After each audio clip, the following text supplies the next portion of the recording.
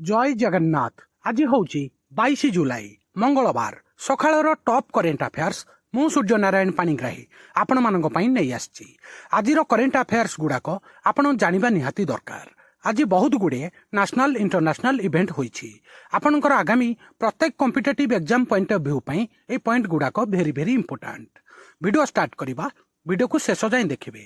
ଆଜିର ପ୍ରଥମ ଇଭେଣ୍ଟ ଆମର ପ୍ରଧାନମନ୍ତ୍ରୀ ନରେନ୍ଦ୍ର ମୋଦି ୟୁନାଇଟେଡ୍ କିଙ୍ଗଡମ୍ ଏବଂ ମାଲଦ୍ୱୀପ ଗସ୍ତରେ ଯାଉଛନ୍ତି। ଡିଟେଲରେ ଜାଣିବା। ଜୁଲାଇ 23ରୁ 26 ପର୍ଯ୍ୟନ୍ତ ପ୍ରଧାନମନ୍ତ୍ରୀ ନରେନ୍ଦ୍ର ମୋଦି ବ୍ରିଟେନ ଏବଂ ମାଲଦ୍ୱୀପ ଗସ୍ତ କରିବେ। ଭାରତର ସକ୍ରିୟ କୂଟନୈତିକ ପ୍ରତିଫଳନ, ଯାହାକି ପ୍ରମୁଖ ଅଂଶୀଦାରମାନଙ୍କ ସହ ଦ୍ୱିପାକ୍ଷିକ ସମ୍ପର୍କକୁ ଗଭୀର କରିବାକୁ ଲକ୍ଷ୍ୟ ରଖିଛି। ବ୍ରିଟେନ ସହିତ ରଣନୈତିକ ସହଯୋଗ ବୃଦ୍ଧିଠାରୁ ଆରମ୍ଭ କରି ମାଲଦ୍ୱୀପ ସହିତ ସାମୁଦ୍ରିକ ସହଯୋଗକୁ ଦୃଢ଼ କରିବା ପର୍ଯ୍ୟନ୍ତ ଲକ୍ଷ୍ୟ ରଖାଯାଇଛି। ମନେ ରଖିବେ। ଆଉ ଗୋଟେ ବଡ଼ national event economy event. $32 trillion ଅର୍ଥନୀତି ଆଡ଼କୁ ଭାରତର ପର୍ଯ୍ୟଟନ କ୍ଷେତ୍ରର ଦର୍ଶନ 2047। ଡିଟେଲରେ ଜାଣିବା। ବହୁତ ବଡ଼ ଇଭେଣ୍ଟ। ଭାରତକୁ $32 ଟ୍ରିଲିୟନ ଅର୍ଥନୀତିରେ ପରିଣତ କରିବା ପାଇଁ ବ୍ୟାପକ ଲକ୍ଷ୍ୟ ସହିତ 2047 ମସିହା ସୁଦ୍ଧା ଜିଡିପିରେ 10% ପର୍ଯ୍ୟନ୍ତ ପର୍ଯ୍ୟଟନର ଅବଦାନକୁ ବୃଦ୍ଧି କରିବା ପାଇଁ ଭାରତ ସରକାର ଏକ ଉଚ୍ଚାଭିଳାଷୀ ଲକ୍ଷ୍ୟ ସ୍ଥିର କରିଛନ୍ତି। ସାଂସ୍କୃତିକ ଐତିହ୍ୟ, ପ୍ରାକୃତିକ ବିବିଧତା ଏବଂ ଆଧ୍ୟାତ୍ମିକ ସମ୍ପଦର ସମୃଦ୍ଧ ଗଠନମୂଳକ ଏବଂ ରଣନୈତିକ ଆହ୍ୱାନର ସମାଧାନ ହେଲେ ଭାରତର ପର୍ଯ୍ୟଟନ କ୍ଷେତ୍ର ଅର୍ଥନୈତିକ ଅଭିବୃଦ୍ଧି ହେବ ଏବଂ ନିଯୁକ୍ତିରେ ବୃଦ୍ଧି ପାଇବ ବୋଲି ଆଶା କରାଯାଇଛି। ଆଉ ଗୋଟେ ବଡ଼ ଇଭେଣ୍ଟ ଆମର ଡିଫେନ୍ସ ତରଫରୁ India taps global satellite frames to boot military surveillance. ଡିଟେଲରେ ଜାଣିବା। ବହୁତ ବଡ଼ ଇଭେଣ୍ଟ।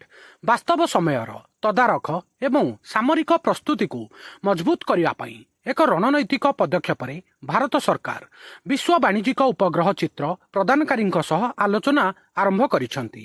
ଏହା 2025 ମସିହାରେ ମେ ମାସରେ ଆପଣ ଜାଣିଥିବେ ଅପରେସନ ସିନ୍ଦୁର ସମୟରେ ଲାଇଭ୍ ସ୍ୟାଟେଲାଇଟ୍ ଇନପୁଟ ସହିତ ଚୀନ ପାକିସ୍ତାନକୁ ସମର୍ଥନ କରିଥିଲା ବୋଲି ଗୁପ୍ତଚର ରିପୋର୍ଟରୁ ସନ୍ଧାନ ମିଳିଛି। ତାପରେ ସରକାର ଏହି ପଦକ୍ଷେପ ନେଇଛନ୍ତି। Very important. ବହୁତ ବଡ଼ sports event Kari motor speedway MRF 2025 ଆରମ୍ଭ ହୋଇଛି। ରେସିଂ ଚାମ୍ପିଅନସିପ୍ 2025। ଡିଟେଲରେ ଜାଣିବା। Bharat premier motor sports event MRF MMSC FMSCI Indian national car racing championship 2025 Coimbatore Kari motor ସ୍ପୋର୍ଟସୱେରେ ଏହାର ପ୍ରଥମ ରାଉଣ୍ଡ ଆରମ୍ଭ ହୋଇଥିଲା। MRF ଫର୍ମୁଲା 2000, ଫର୍ମୁଲା 1600 ଏବଂ ଟୁରିଂ କାର ପରି ଶୀର୍ଷ ରେସିଂ ବର୍ଗରେ ଉଦୀୟମାନ ଯୁବ ପ୍ରତିଭାମାନେ ତାଙ୍କ ପ୍ରଦର୍ଶନ ଦେଖାଇଥିଲେ।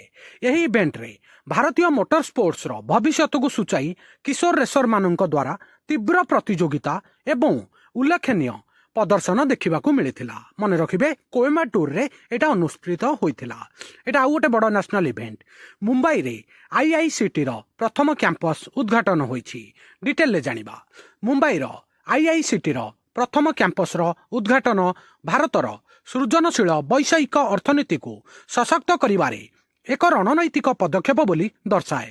ବିଶ୍ୱ ଟେକ୍ନୋଲୋଜି ନେତାଙ୍କ ସହଯୋଗରେ ଆଧୁନିକ ତାଲିମ ପ୍ରଦାନ କରି IICT ଭାରତକୁ କୁଶଳୀ AVGC XR ବୃତ୍ତିଗତ ମାନଙ୍କ ପାଇଁ ଏକ ହବ୍ରେ ପରିଣତ ହେବାକୁ ପ୍ରସ୍ତୁତ ହୋଇଛି। ମନେ ରଖିବେ, ଭେରି ଇମ୍ପୋର୍ଟାଣ୍ଟ। ଏଇଟା ଆଉ ଗୋଟେ ବଡ଼ national international event. Financial year 2024-25ରେ ଭାରତର ଚା ରପ୍ତାନି ପ୍ରଦର୍ଶନ। ଡିଟେଲରେ ଜାଣିବା। ବହୁତ ବଡ଼ ଇଭେଣ୍ଟ ଇଣ୍ଡିଆନ୍ ଇକୋନୋମି ଇଭେଣ୍ଟ। ଚାର ବିଶ୍ୱର ବୃହତ୍ତମ ଉତ୍ପାଦକ ଏବଂ ରପ୍ତାନିକାରୀଙ୍କ ମଧ୍ୟରେ ଭାରତ ଅନ୍ୟତମ। 2024-25 ଆର୍ଥିକ ବର୍ଷରେ ଚା ରପ୍ତାନିର ପରିମାଣରେ ସାମାନ୍ୟ ବୃଦ୍ଧି ରେକର୍ଡ ହୋଇଛି। ଚା board of India T board of India ଦ୍ୱାରା ପ୍ରକାଶିତ ସରକାରୀ ତଥ୍ୟ ଅନୁଯାୟୀ ଦେଶରୁ ଚା ରପ୍ତାନି 2.85% ବୃଦ୍ଧି ପାଇଛି, ଯାହାକି ବିଶ୍ୱର ଚା ଚାହିଦାକୁ ପ୍ରତିଫଳିତ କରିଛି ଏବଂ ବଜାର ମୂଲ୍ୟରେ ଉନ୍ନତି ଆଣିଛି। ରପ୍ତାନି ମୂଲ୍ୟର ବୃଦ୍ଧି ମଧ୍ୟ କିଲୋଗ୍ରାମ ପ୍ରତି ଉତ୍ତମ ମୂଲ୍ୟର ବାସ୍ତବତାକୁ ଆଲୋକିତ କରିଥାଏ। ମନେ ରଖିବେ, ଭେରି ଇମ୍ପୋର୍ଟାଣ୍ଟ। ଆଉ ଗୋଟେ ବଡ଼ ଇଣ୍ଟରନ୍ୟାସନାଲ ସ୍ପୋର୍ଟସ ଇଭେଣ୍ଟ କ୍ରିକେଟ ଉପରୁ। ଇଂଲଣ୍ଡ ଆମର ୱାର୍ଲଡ ଟେଷ୍ଟ ଚାମ୍ପିଅନସିପ୍ 3 ବର୍ଷ ପାଇଁ ଅର୍ଗାନାଇଜ କରିବ 2027, 29, 2031।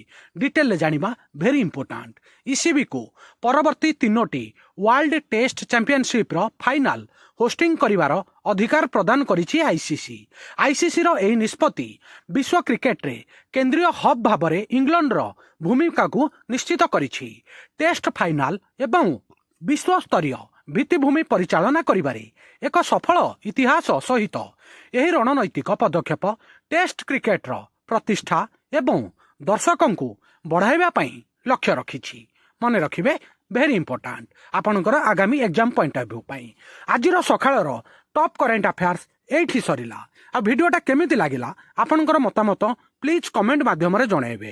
ଦୟାକରିକି ଭିଡ଼ିଓକୁ ଲାଇକ୍ କରିବେ। ଯଦି କୌଣସି କମି ରହୁଛି ମୋତେ କମେଣ୍ଟ ମାଧ୍ୟମରେ ପଚାରିବେ। ଆଉ ନୂଆ ଥିଲେ ୱାର୍ଲଡ ଆଫେୟାର ମଧୁ ଜିକେ ଓଡ଼ିଆ ଚ୍ୟାନେଲକୁ ସବସ୍କ୍ରାଇବ୍ କରିବେ। ସବୁଦିନ important GK, current affair, sports affair, employment news notification ଆପଣଙ୍କୁ ଏଠାରେ ମିଳିଥାଏ। ଭିଡ଼ିଓ ଦେଖିଥିବାରୁ ବହୁତ ବହୁତ ଧନ୍ୟବାଦ। ଜୟ ଜଗନ୍ନାଥ। ବନ୍ଦେ ଉତ୍କଳ ଜନନୀ।